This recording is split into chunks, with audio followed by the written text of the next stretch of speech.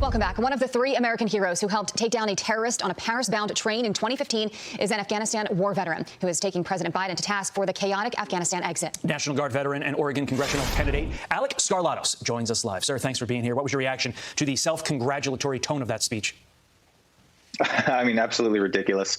They're trying to sell us on this false narrative between having to stay and leaving the way that we did. And it's just not true whatsoever. We did not have to leave in that manner. We had so many opportunities to change course when we saw that it wasn't working, and we took advantage of none of those. Alec, first of all, thank you for your service to this country. Second of all, when you heard the president say 90% of Americans who wanted to leave could leave, White House then goes back and corrects to 98% regardless. Did you fight and did you sacrifice everything you did and fight overseas for our country so that any percentage of Americans could be left overseas?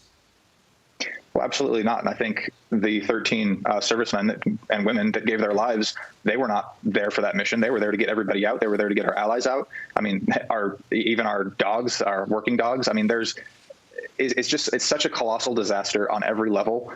It's not even just on Biden's shoulders. I mean, this is on the Joint Chiefs as well, Secretary of Defense. I mean, we need an investigation to figure out how this many people on this many levels of government could all drop the ball simultaneously in this big of a way.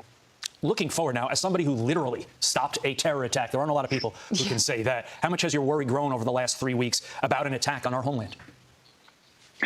Honestly, it really hasn't a whole lot, only because I think with all the weapons and equipment we gave the Taliban, I think they'll be busy doing things in the Middle East. I mean, they can't exactly fly a Black Hawk across the ocean, but they became one of the most powerful militaries in the region pretty much overnight, which is a whole other question. Why did we leave that to the Taliban? And once we saw that they were going to take over the equipment, why didn't we destroy it?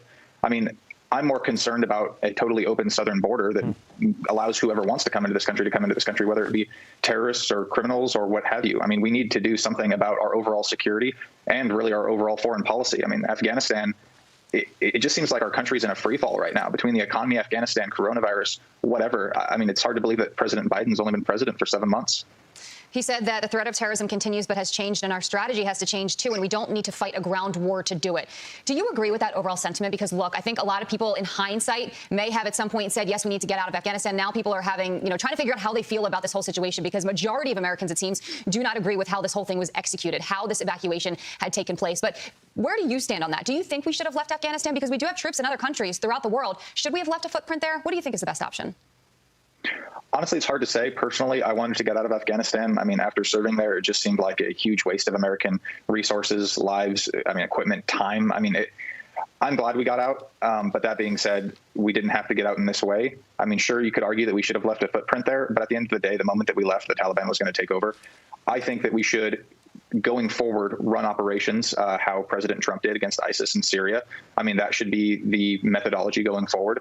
Very few boots on the ground, special operators only, lots of airstrikes, and keep us from getting involved in another 20-year war. I mean, we could have gotten out of Afghanistan in a way that did not embarrass our country. And that's the route we should have taken. And obviously, there's 13 American families that would have probably preferred us take that route. You've only got about 10 seconds left. What's your message to Joe Biden? He should resign. Joint Chiefs should resign. I look forward to being part of the class that takes back the House in 22, but I'm just not sure how much farther this country is going to continue to fall before that.